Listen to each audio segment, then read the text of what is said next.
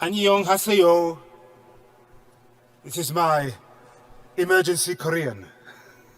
Hello everybody. Thank you very much for staying on. If your stomach is rumbling, please try to ignore it for the next 45 minutes. I would like to invite you to take your seats for this final session before lunch. I'm your moderator, Henry Bonsu, from the UK and Ghana, and this is the launch of the State of the World's Forests, SOFO. It's a publication which some of you will have heard about, but not really encountered so far this year. And we've heard from the many speakers in the high-level dialogue, the trees, the forests, sustainable forestry can help the world recover from the COVID-19 pandemic and combat looming environmental crises such as climate change and biodiversity loss. We're going to look at that in this session because a lot is required of our societies. You've heard people talk about the issues in the previous session, but we need to focus now on just how our forests are doing. People often assume somehow they're going to survive because they were here before human beings and maybe they will be here after we've gone. But that is not guaranteed. So, that is why it's so important to discuss the state of the world's forests. This publication from FAO, which presents data and analysis on the interaction between forests and people, and it's every 2 years. Now, this version of SOFO, State of the World's Forests, is called Forest Pathways for Green Recovery and Building Inclusive, Resilient and Sustainable Economies. And what it does is it presents trends on forests, the provision of benefits to societies, including the impact of the ongoing pandemic COVID-19. And as you heard earlier from the FAO Director General, it proposes 3 forest-based pathways that, if pursued simultaneously, could help address the crises facing the planet, while also generating sustainable economic benefits in the context of green recovery. So, it is my pleasure to moderate this session, where we'll have a detailed presentation, slightly shorter than we had imagined, of the report, followed by a discussion with the lead authors, I think all 8 of them. So please give them a round of applause. These are the people who've been working very, very hard. I want to hear you, please, come on, show your appreciation for the people who've been working very, very hard to put this together. Now, to set the scene, we would like to share a short video with you. It's my pleasure to introduce Ewald Rammelsteiner, who is the Deputy Director of FAO's Forestry Policy and Resources Division, who's been coordinating the State of the World's Forests 2022 and will present us the main findings. Please run the video. Les forêts constituent un rempart vital contre le changement climatique et la perte de biodiversité, tout en assurant la subsistance de millions de personnes dans le monde. Mais elles sont menacées. Au cours des 30 dernières années, on a constaté la perte d'une superficie plus importante que l'Algérie et la Libye réunies. Le dernier rapport de la FAO sur la situation des forêts du monde identifie 3 voies qui permettent la conservation des forêts tout en favorisant la restauration environnementale et la relance économique. Stopper la déforestation, restaurer les forêts dégradées et utiliser de façon durable les ressources forestières pour développer des économies viables au niveau local. Dans la forêt de Kirizia au Kenya, la communauté locale a une nouvelle mission de sauvegarde. Elle a récemment pris en charge la protection de la forêt après des décennies de contrôle gouvernemental. Des patrouilles ont désormais lieu pour surveiller les feux de forêt, tout abattage illégal ou encore tout pâturage de bétail non autorisé. Depuis 2016, plus de 100 km² de forêt se sont reconstitués suite à la déforestation et la dégradation. And there is massive restoration and regeneration happening. And the process of restoring that forest through engaging of community scouts on protecting of natural regeneration. Pamela Lenol-Genje et ses consoeurs Samburu s'occupent d'une pépinière de jeunes plants pour de futures plantations forestières. Hakuna kazi ingine na hizo mifugo zetu basi tu lakini kwa sasa tunaona tu tunaelekea mbele kwa sababu tukifanya hata hiyo biashara yetu kidogo kidogo na bado tunafanya tu bado ya nasari, tunaendelea tu kwenda mbele. Dans tout le Kenya, des chaînes de valeur basées sur les forêts sont en train d'apparaître et contribuent aux efforts de restauration. Ruth Wairimu ramasse du bois de chauffage à partir de branches mortes sur les 2,5 hectares de terres agricoles qu'elle destine à une plantation d'arbres. Elle commencera à vendre du bois dans quelques années, quand les arbres auront grandi. Leur bois permet la création d'emplois dans toute la communauté. Des opérateurs de scierie qui transforment le bois, aux ébénistes qui fabriquent des tables, des chaises, des lits et bien plus encore. En Finlande, les chaînes de construction en bois prospèrent et reposent sur une gestion durable des forêts. Des matériaux de construction innovants à base de bois permettent de répondre au changement climatique et au besoin de développer des économies plus circulaires. Ces panneaux de bois préfabriqués sont appelés bois lamellés croisés ou CLT. Ils sont aussi durables que le béton, mais plus rapides et plus simples à installer, stockent le carbone pendant toute leur durée de vie et ne nécessitent aucun matériau d'origine fossile, ce qui les rend plus respectueux du climat. Le CLT fabriqué ici est utilisé dans la construction d'appartements, d'écoles, d'opéras et même de gratte-ciel dans le monde entier. Les bénéfices concrets, qu'ils soient économiques ou environnementaux, incitent fortement à protéger, restaurer et utiliser de manière responsable leurs ressources forestières, préservant ainsi la valeur des forêts pour les générations à venir. Metsien kestävällä hoidolla me pystytään varmistamaan metsien hyvä kunto sitten myös tulevaisuudessa.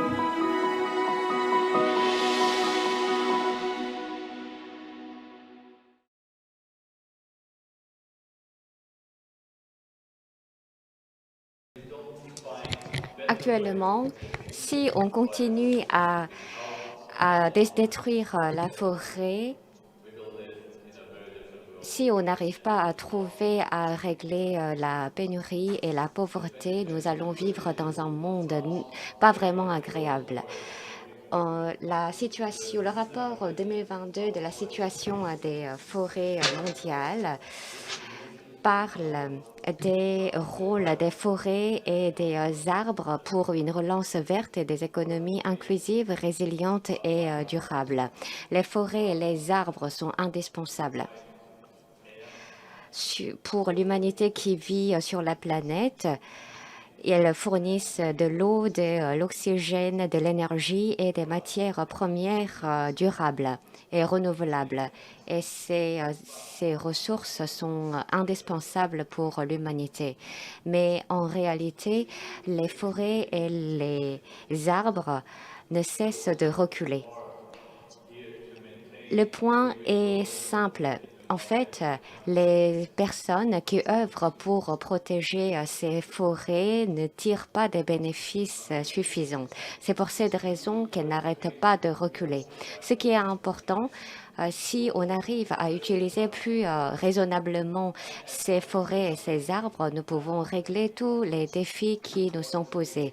En même temps, simultanément, les forêts et les arbres stockent du carbone et éliminent du GES. Elles peuvent être des solutions vraiment puissantes. Les forêts et les arbres jouent un rôle critique pour éliminer plus de 14% de GES pour limiter le réchauffement planétaire à moins d'1,5 degré. C'est un défi vraiment important qui nous est posé et dans des régions spécifiques, les forêts et les paysages sont restaurés pour faire prospérer les ressources, les forêts et également la faune. Et cela peut contribuer à rendre le monde plus durable. Et voilà, ce sont des 3 solutions forestières qui nous sont essentielles: la protection des forêts, l'arrêt de la déforestation. C'est une des contributions les plus importantes que nous pouvons faire. Le reboisement contribue à la productivité économique et pour restaurer l'écosystème. La restauration des terres dégradées et l'expansion de l'agroforesterie est aussi importante. Et troisièmement, l'utilisation durable des forêts et la construction de chaînes de valeur vertes. Partout dans le monde,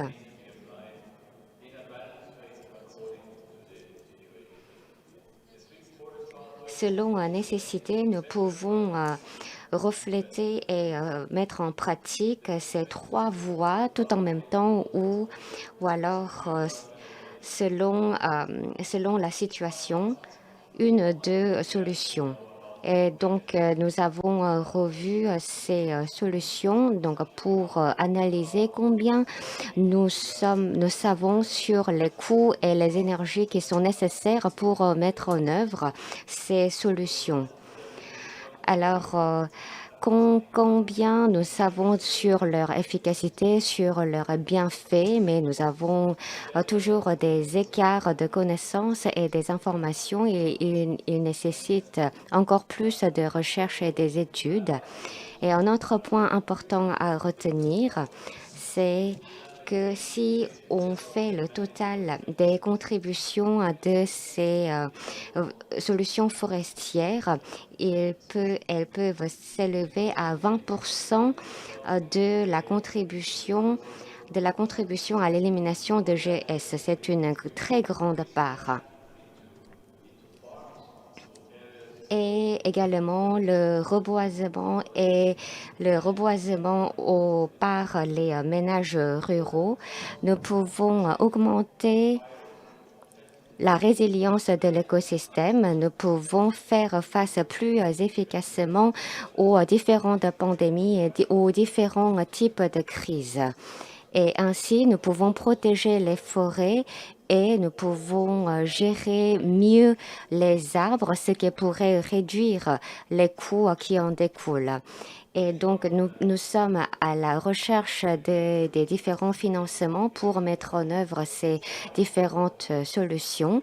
Mais ce qui est à retenir, c'est que la cause de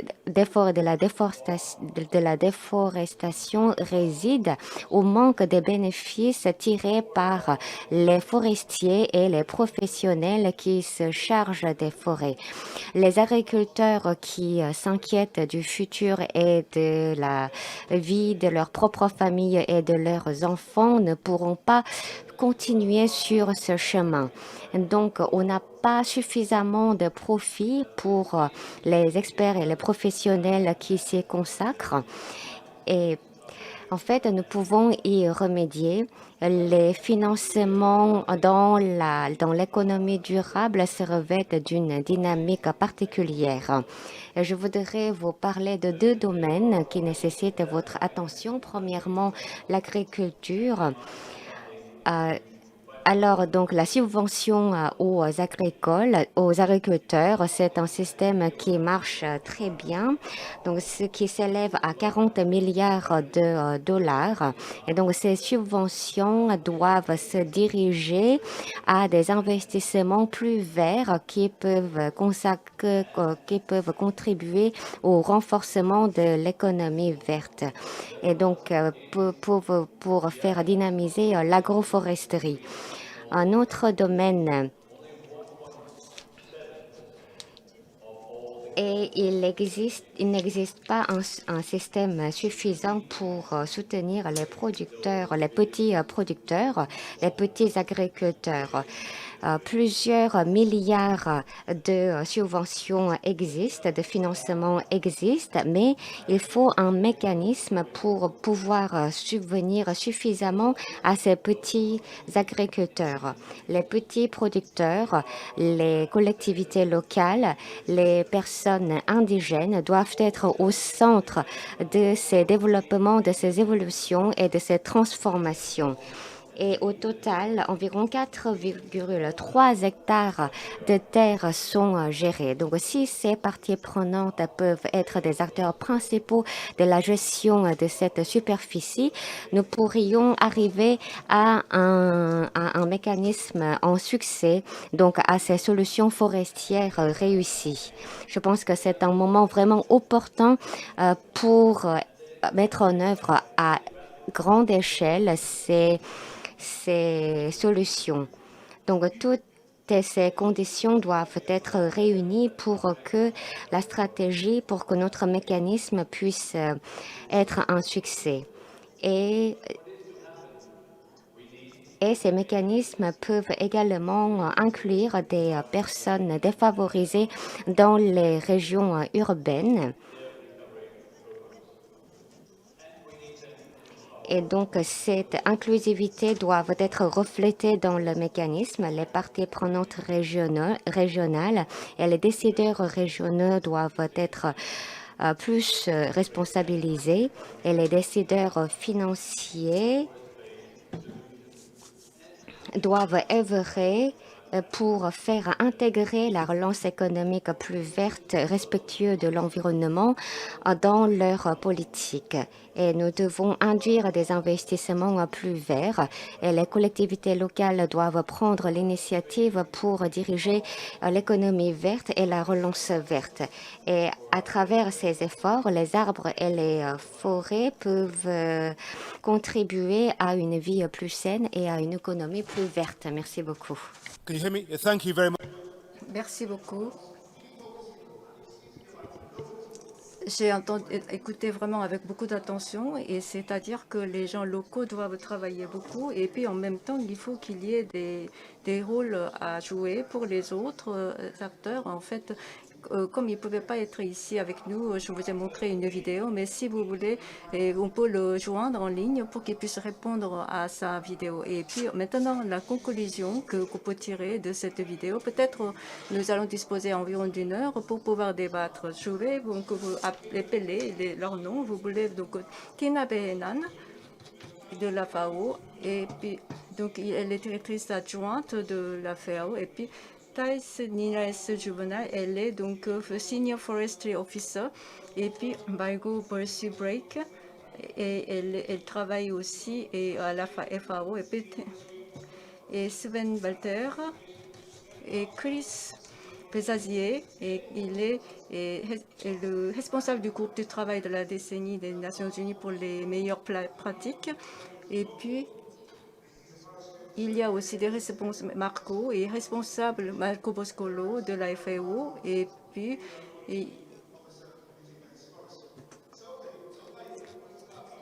y a Gerardo Segra Fernatz, qui est aussi officier de la FAO. Donc, je vous souhaite la bienvenue à tous.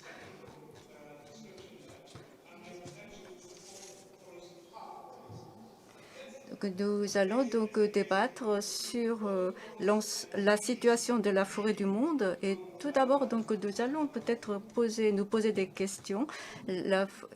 Quelle contribution, en fait, de la part des arbres au bien-être du monde? En fait, pour SOFO 2022, il y a une chose qu'on devrait faire, c'est de trouver en fait des preuves, c'est-à-dire entre les forêts et les arbres, les humains, quelles sont les relations qui existent. Ce que nous avons trouvé en travaillant sur ce rapport, c'est que les gens qui habitent aux abords, nous avons beaucoup posé des questions. En fait, il y a 3 milliards de personnes en fait qui vivraient en kilomètres de la forêt, et puis il y a 4 milliards de personnes qui vivraient à 5 kilomètres de la forêt. C'est-à-dire qu'en fait, presque, entre 80 et 90% de la population rurale vivent en fait tout près de la forêt ou aux abords de la forêt, et ils sont dépendants en fait des services et des produits qui produisent les forêts. Une autre chose que nous avons trouvée dans le cadre des CFO 2022, c'est quel est le service forestier, et puis est-ce qu'il y a des communautés qui existent, est-ce que les communautés apprécient ces forêts, etc. Et donc, il y a des écosystèmes, et puis il y a d'autres éléments qui interviennent. En fait, nous avons trouvé qu'il y a eu de divers services forestiers. Et donc, selon les différents types de forêts, les services varient. Une chose très importante, c'est que, par exemple, on pourrait peut-être identifier 3 services, par exemple, la gestion des eaux, tout d'abord, et puis l'hydroélectricité, la production de l'hydroélectricité. En ce qui concerne ces 2 choses déjà, il y a en fait 7 000 milliards de 500 milliards de dollars de bénéfices qui peuvent être dégagés. C'est-à-dire que ce soit du bois ou alors du carbone, j'en parle pas, mais juste en parlant de la gestion des eaux. Donc, je ne parle pas du service de manière intégrale de la forêt, mais je parle seulement des eaux. Donc, ça fait déjà 7 000 milliards, 500 milliards de dollars. Donc, c'est beaucoup, beaucoup. Et donc, la contribution au PIB du monde de la part de les forêts, donc c'est 1000 milliards, 500 milliards de dollars. Donc, c'est une part assez importante et grâce aux négociations qui ont eu lieu dans le domaine de la forêt. Et donc, c'est tenant compte aussi des secteurs directs, mais aussi indirects. Cela montre qu'en fait, nous pouvons tirer des bénéfices très concrets des forêts. Et que nous vivons tout près des forêts. En fait, moi, je suis quelqu'un qui vit dans un espace urbain, donc je m'en étais pas rendu compte.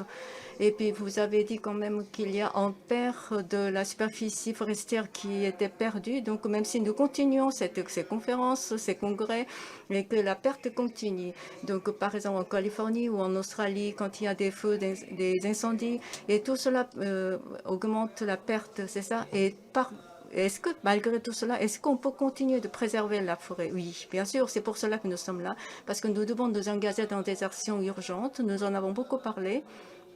À mon avis, nous devons nous concentrer sur certaines choses importantes, c'est-à-dire que pour la gestion de ces forêts, la vitesse de la perte est en train de se ralentir, c'est-à-dire que qu'il y a des dévoisements, mais que nous avons réussi à enrayer un peu. C'est que pourtant, il y a 10 millions d'hectares de pertes qui continuent de s'enregistrer.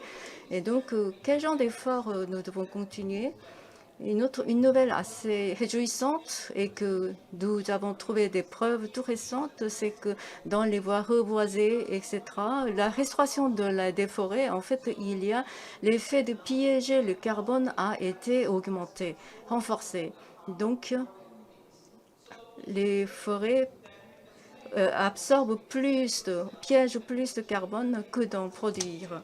Donc c'est une très bonne nouvelle positive et que nous devons continuer nos efforts de reboisement et de la restauration des forêts pour qu'on puisse trouver une réponse positive. Et je pense que je suis aussi amenée à penser justement quelque chose de très positif grâce à vous. Et donc, Turning things around. Oui, alors donc la déforestation, elle doit être reculée, elle doit être inversée. Qu'est-ce que nous devons faire pour inverser la courbe en faveur de la nature?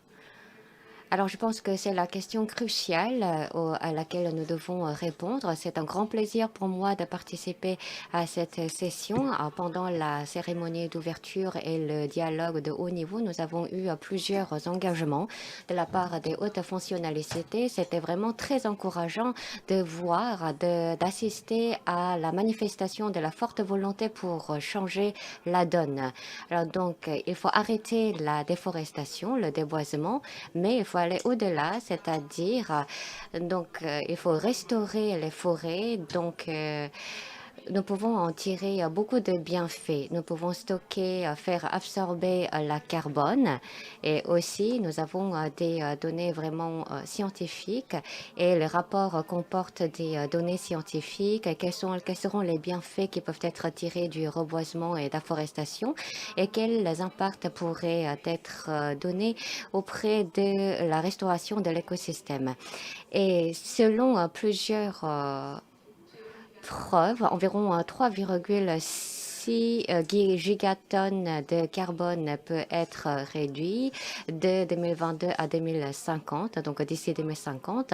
Bien sûr, il faut qu'on s'y mette activement. Alors, qu'est-ce que nous devons faire? Quelles sont les actions nécessaires? Ce qui est important, il faut bien comprendre les causes qui sont sous-jacentes à ces déforestations et il faut faire des actions de façon harmonieuse et de façon cohérente Et donc, ces 3 solutions forestières qui ont été présentées doivent être menées de façon simultanée. Et il faut donc un mécanisme plus intégré. Donc, je vais vous donner des mots-clés. Donc, une gestion efficace des forêts, une bonne gouvernance des forêts. Et 3, il faut des droits fonciers et également mesures incitatives pour la préservation des forêts. Donc, nous avons besoin des mesures incitatives, des incentives pour des actions positives. C'est-à-dire, il faut que les gens qui œuvrent doivent être récompensés. Donc, nous avons besoin également des fonds pour subventionner les agriculteurs. Bien évidemment, il peut y avoir des conflits ou des crises concernant la santé ou la sécurité alimentaire. Il peut y avoir des oppositions de plusieurs intérêts, mais vous savez, le sommet des Nations Unies a été tenu l'année dernière. Nous avons parlé qu'il faut changer les voies des systèmes alimentaires. Alors, qu'est-ce qu'on doit faire concernant l'agriculture? Quelle est sa part dans cette image? Alors, je pense qu'elle occupe une très grande part. Tout le monde ici, je pense, que prennent conscience de l'importance de l'agriculture. Et l'agriculture est étroitement liée à la foresterie de façon très étroite. Environ 90% de la superficie forestière ont été utilisés pour la production agricole. Et donc, si on ne prend pas de l'action, puisque la démographie mondiale va augmenter, qui va nécessiter une plus grande denrée alimentaire, alors environ 50% la production agricole doit être augmentée de 50%. Et la perte des forêts donne des impacts négatifs contre le changement climatique, l'érosion des sols et la réduction des terres cultivables. Et donc, il faut mener la forestation et le reboisement et mener des mécanismes de façon simultanée. Et il faut d'abord l'éducation et les entreprises doivent viser des ODD pour la réalisation des ODD. Les entrepreneurs, donc les dirigeants doivent avoir la forte volonté pour préserver les forêts et aussi il faut de la participation très active de la part des indigènes. Maintenant, donc, je vais laisser la parole à Thomas. Alors, donc, quel genre d'investissement nous devons effectuer pour pouvoir y arriver aux objectifs, pour renforcer donc, le système de la restauration des forêts, bien sûr, pour préserver la biodiversité, mais aussi pour l'hygiène, etc. Puis, il faut aussi penser à la sécurité alimentaire. Oui, merci beaucoup de ces questions. J'aimerais vous parler de One Hands Method, c'est-à-dire que les gens en général pensent seulement aux animaux et aux êtres humains, mais il faudrait étendre cette notion. C'est que quand j'ai participé au panel à haut niveau, je vais citer ce qui a été dit, c'est que One Hands signifie que c'est quelque chose d'équilibre durable. Pour établir équilibre durable, il faut une approche intégrée et cela intègre aussi les gens, les animaux, mais aussi l'écosystème. Et donc, entre les êtres humains, les animaux et l'écosystème, il y a une connexion très, très étroite. Et entre les forêts et l'écosystème, et se trouve en fait dans le cadre de One Hands, à la 3e case, mais en fait, les forêts ont été en fait négligées. Donc, je vais mettre l'accent dessus, c'est-à-dire pour la fracturation des forêts existe. En fait, je vais entrer plus droit dans la question. Donc, je pense qu'il y a 3 mouvements. C'est-à-dire qu'il faut d'abord investir dans le renforcement des compétences et pour mieux gérer les bois, les forêts, etc. Et pour cela, il faut connaître bien l'état des lieux et bien gérer les ressources forestières et que pour que les gens concernés puissent participer dans le système de One Health. Et puis, il faut investir aussi dans les systèmes d'évaluation. Donc, quel genre d'évaluation pourrait-on donc employer et comment nous pourrons donc mettre en action ces systèmes, etc. Et il faut que ce soit bien reflété dans le programme. Et qu'il faut que les agents participent activement dans ce programme. Et puis, troisièmement, enfin, c'est qu'il faut que recueillir des données et puis les analyser correctement et puis nous assurer des données. Et puis, il faut mettre en système d'alerte. Donc, nous pouvons trouver une meilleure réponse rapide dans ce cadre de One Health System. Et puis donc cela, donc le reboisement, etc., en fait concerne aussi la restauration humaine et de la faune. Et sur l'approche One Health, donc nous devons augmenter notre compréhension et puis renforcer la coopération. J'espère que c'était utile pour vous. Merci. Alors, donc, les différents services doivent entreprendre le dialogue. Donc, nous allons passer à Monsieur Christophe, donc, pour restaurer ces terres arides et pour expandre l'agroforesterie. Qu'est-ce que nous devrons faire? Et donc, c'est également étroitement lié au cadre mondial de la biodiversité pour l'après 2020. Et alors, comment nous pouvons y arriver? Oui, vous avez raison, donc je vais répondre à la question. Restaurer l'écosystème est une voie claire. Nous pouvons arriver à une relance verte à travers cette voie.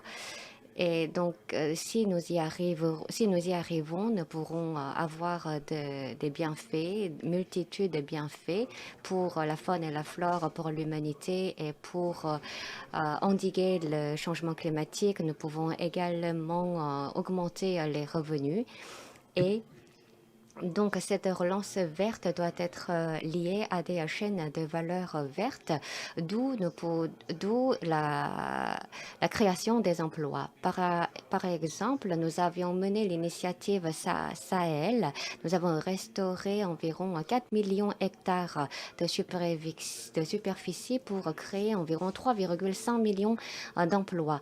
Donc, en matière de la création de l'emploi et de la lutte contre la pandémie, la relance verte, donc la protection des forêts, revêt une importance particulière.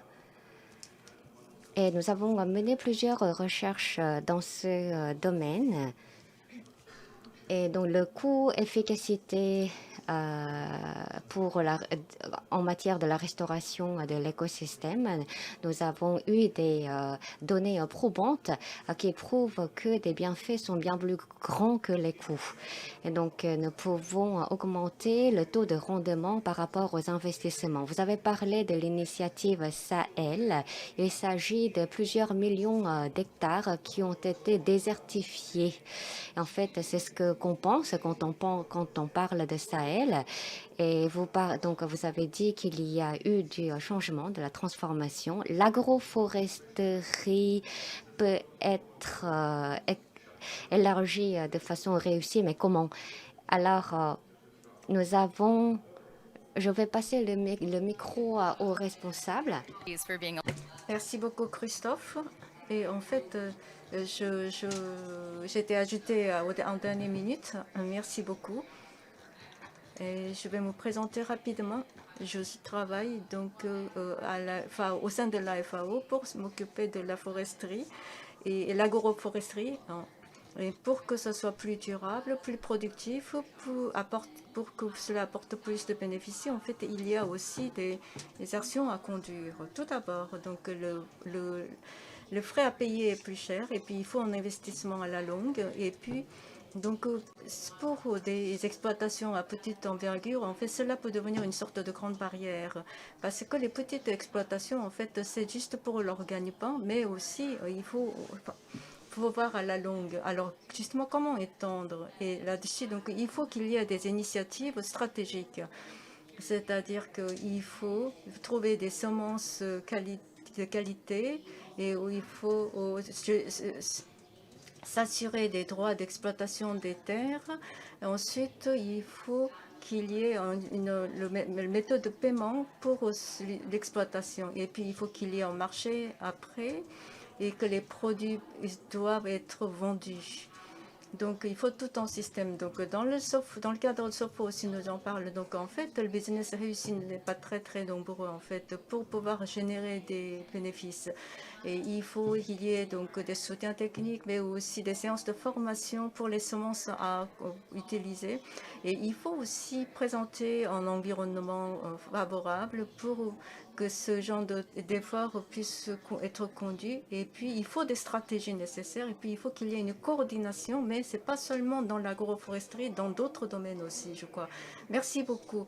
Maintenant, donc, en concernant la forêt, la relance agricole verte, en fait, nous allons donc nous pencher sur ces thèmes. De divers gouvernements et institutions s'y intéressent.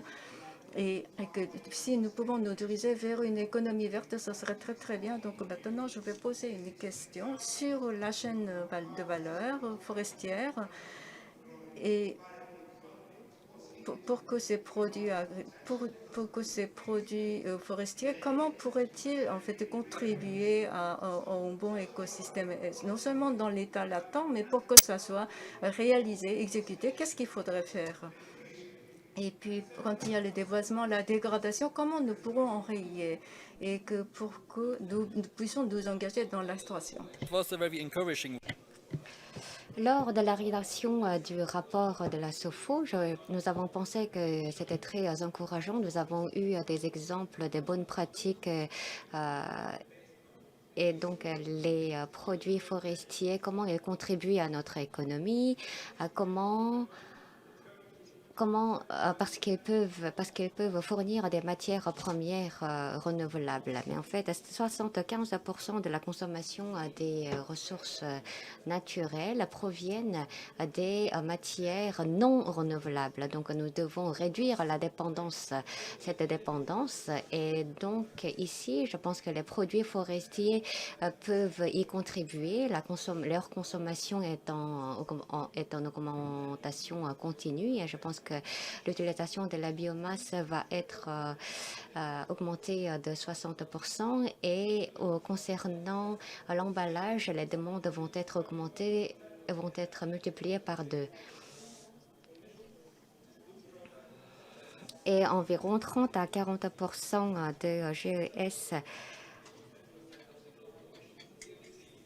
proviennent des matériaux de construction. Donc, quand on utilise des panneaux en bois, nous pouvons réduire ces émissions de GES. C'est pour cette raison que la tendance est renversée. Et des meubles, des plantes médicinales sont aussi beaucoup utilisées. Nous avons de plus en plus de demandes pour ces plantes médicinales, environ 75%. Et donc voilà, nous avons des efforts vraiment très précis qui doivent être réalisés, mais la mise en place est difficile. Il faut une bonne stratégie et aussi il faut élargir la possibilité d'utilisation des produits forestiers, et les forêts doivent jouer un rôle crucial dans la relance verte. Leur efficacité doit être renforcée. Il faut réduire l'empreinte carbone et il faut des renforcement de capacité, comme on l'a dit pendant la matinée. Nous devons renforcer nos données donc pour prévenir exactement l'offre et la demande. Donc, il faut une manière améliorée des analyses concernant le changement climatique, et pour la lutte contre la déforestation, nous avons également besoin des financements, des régulations et des mécanismes appropriés doivent être combinés pour mettre en œuvre ces efforts. Merci beaucoup. Oui, donc des mesures incitatives, ce sont des mots-clés que j'ai tirés de vos propos. Alors, lorsqu'on donne ces mesures incitatives, nous allons recevoir des investissements. Nous allons inviter Monsieur Mako en ligne. Je pense qu'il est avec nous en virtuel. Donc, Monsieur Marco.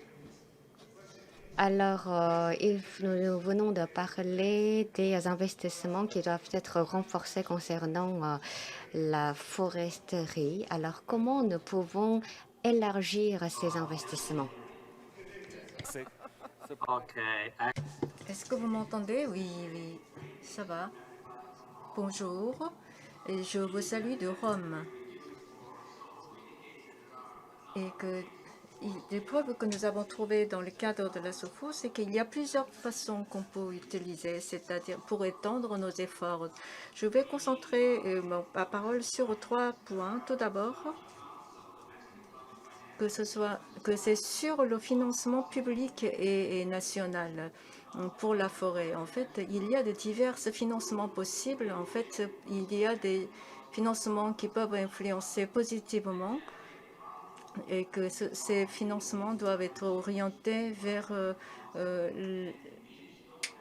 pour l'agriculture. Mais si on utilise cela comme subvention à l'agriculture, en fait, cela peut porter atteinte à l'écologie. Mais on réoriente ces financements, en fait. Et que pour le financement national doit être orienté et même de le doter plus de montants et que pour qu'on puisse utiliser dans le reboisement ou bien dans le boisement des terrains. Et donc, en intégrant dans le développement, dans le projet économique de développement, et de divers pays d'ailleurs sont passés déjà en action, et cela permettra de renforcer l'efficacité. Donc, c'est en appuyant sur des moyens financiers, mais aussi non financiers, et on pourra donc être plus efficace. Nous avons trouvé plusieurs cas dans le cadre de la SOFO. Et puis, deuxièmement, c'est les ressources écologiques. Ces ressources écologiques doivent être utilisées de manière plus efficace. Et pour trouver des réponses au changement climatique, bien sûr, nous avons fait des efforts, mais dans le cadre des efforts, en fait, pour les forêts, nous avons alloué seulement 4% de budget, alors que les forêts ont une grande potentialité de réponse. Et par rapport à cette potentialité, en fait, le budget était alloué très peu. Donc, pour les spécialistes concernés, qu'il faut proposer des solutions basées sur les gestions des forêts. Par exemple, nous pouvons donc renforcer le budget, et notamment dans le domaine de compliance. Et puis pour le crédit de carbone, aussi nous pourrons nous assurer de disposer de ces crédits carbone. Et puis en ce qui concerne la disponibilité des financements, par exemple, même si nous disposons donc de l'argent, en fait, on ne pourra pas l'utiliser. Si on ne sait pas l'utiliser au bon endroit, il faudrait donc trouver les meilleurs endroits. Et puis il faut donc disposer des informations pour pouvoir des investissements publics efficaces en ce qui concerne les marchés où on pourrait injecter développement des business, le soutien auprès des business, et puis dialogue et puis pour pouvoir créer les valeurs des chaînes, mais aussi partager ces valeurs.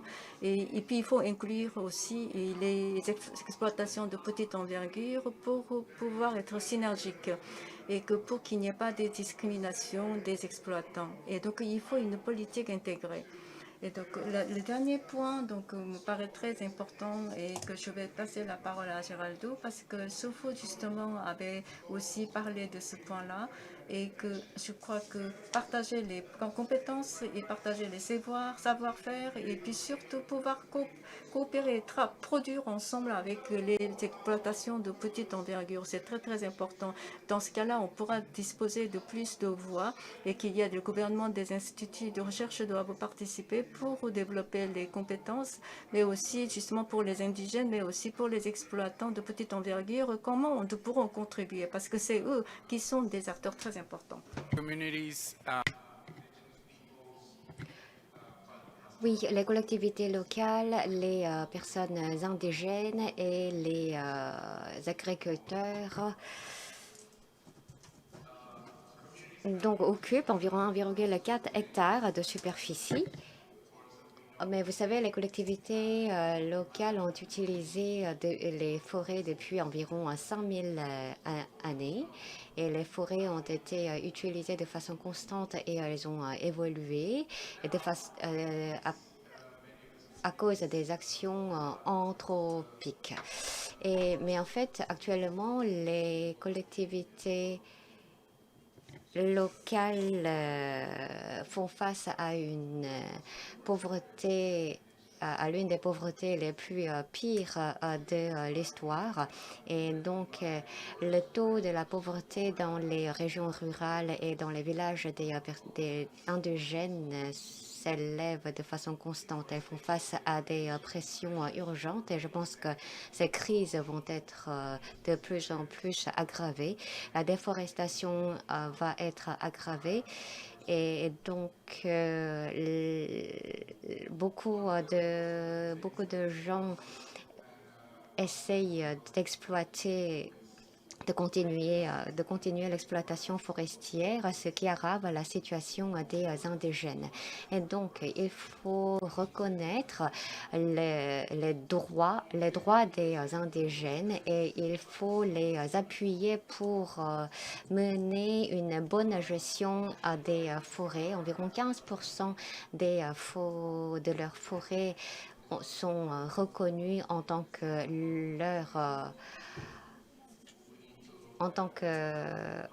terres qui leur sont attribuables. Et je pense que le droit de propriété, le droit foncier est un des termes les plus importants. Et donc aussi, il faut les aider à établir une bonne gouvernance forestière et donc il faut renforcer les capacités des dirigeants et des leaders de ces régions. Et donc la société doit leur fournir des aides techniques pour faire renforcer leur rendement à partir des forêts. Et dans le monde entier, de plus en plus de personnes sont marginalisées, mais le gouvernement ou les services gouvernementaux ne leur prennent pas vraiment en considération. Les indigènes sont marginalisés. En fait, un ministère a une fois dit qu'ils vivent dans l'âge de pierre. Alors en fait, il faut vraiment bien prendre conscience de leur identité. Et alors, quels seront les efforts qui peuvent être menés par les États? Mais vous savez, les gouvernements possèdent et prennent en charge la gestion de ces forêts. En fait, ce qui est important, c'est que ces collectivités locales s'y prennent place et elles continueront à y être et elles seront les acteurs principaux de la gestion des forêts. Donc, il ne faut pas une hiérarchie, mais il ne faut pas hiérarchiser les relations, mais il faut entrer dans une mentalité de partenariat, qu'ils sont vraiment des partenaires égaux au profit de la forestation. Et donc, les services forestiers et les départements chargés de la protection des forêts et les organisations protectrices des forêts doivent être vraiment des parties intégrantes de ces partenariats. Et il faut des aides, des soutiens, il faut la chaîne de valeur, des relations et aussi il faut renforcer l'accès au marché de ces acteurs. Les indigènes de ces forêts ne comprennent pas vraiment ce qui se passe dans le monde extérieur, donc ils nécessitent des soutiens. Merci beaucoup. Il nous reste peu de temps. En fait, nous n'avons pas de temps pour pouvoir écouter vos questions. En fait, je suis désolée et que je vais peut-être maintenant laisser Tina à conclure cette session. Et j'espère que nous pourrons caresser encore l'espoir et continuer dans la voie dans laquelle nous sommes engagés. Merci beaucoup. Monsieur le modérateur, mesdames et messieurs, nous venons d'entendre ce que c'était donc le rapport de SOFO. Donc, la situation de la forêt du monde est lancée et qu'il y a donc des nouvelles innovations ou des nouveaux cas ont été donc révélés. Donc, je remercie tous mes collègues qui ont élaboré ce rapport. J'aimerais donc me permettre de vous faire entendre quelques messages très importants. C'est que tout d'abord, sans planète saine, il n'y a pas d'économie saine. Quand l'environnement s'empire, en fait, comme nous avons évoqué plusieurs fois les chiffres, en fait, ces 10 millions de hectares de forêt sont perdus chaque année et que cela s'est remplacé par d'autres usages que des forêts. Et donc, nous sommes les témoins de cette perte, mais aussi nous vivons cette situation. C'est aussi la cause, c'est aussi à la cause de nouvelles pandémies. Mais pourtant, les forêts peuvent jouer un rôle très important et positif. Et les forêts peuvent nous aider à nous recouvrir de cette pandémie. Donc, la réponse, en fait, ça a été répété plusieurs fois. Donc, les 3 voies sont très importantes. Tout d'abord, donc, enrayer, arrêter la déforestation et utiliser intelligemment les forêts et puis nous engager dans la voie durable. C'est très simple. Dans les détails, vous avez entendu plusieurs fois réitérer, mais ce qui est important, c'est qu'il faut utiliser des matières renouvelables. Et ce que nous souhaitons plus, c'est qu'il y ait davantage de construction en bois et qu'il faut développer des bioplastiques, plastiques écologiques, et qu'il faut aussi utiliser des textiles moins polluants, et que non seulement les ciments, mais aussi, et pour l'acier aussi, nous souhaitons utiliser quelque chose de plus écologique. Et que pour pouvoir arriver à net zéro, nous devons donc la voie dans laquelle nous sommes engagés pour être le chemin le plus court, et qu'il faut développer les communautés et travailler avec les habitants des forêts et puis des habitants aux abords des forêts, et doivent être au centre de nos intérêts, et que nous devons leur accorder des incitations pour qu'ils puissent bénéficier de ces efforts. Et nous devons les soutenir. Et puis, une autre chose qu'on avait déjà dit, c'est que pour ce qui concerne la subvention agricole, doit être utilisée d'une autre manière. Et il y a eu donc le sommet sur les systèmes alimentaires, et donc c'était pour je crois que nos chefs d'État étaient très très clairs. Donc au sein de la FAO aussi, nous allons donc les joindre dans leurs efforts pour qu'il y ait la reconversion de la chaîne alimentaire et qu'il y ait le respect des 3 voies que nous avons proposées, et que donc la restauration, reboisement des forêts, mais aussi de nous engager dans les voies durables, et que pour que nous nous engageons durement dans ces 3 voies, et nous devons étendre ces 3 voies. Et c'est pour cela que nous sommes réunis ici, et que pour remédier à des méthodes et des moyens efficaces. Maintenant, je vais laisser la parole au modérateur. Merci beaucoup. Merci beaucoup. Oui, merci Thaïs, Tina, Gérardo, Ewald, Sylvain, Thomas, Christophe. Je vous remercie. Ce sont des rédacteurs de ce rapport. J'espère que ce rapport vous sera fructueux et pertinent.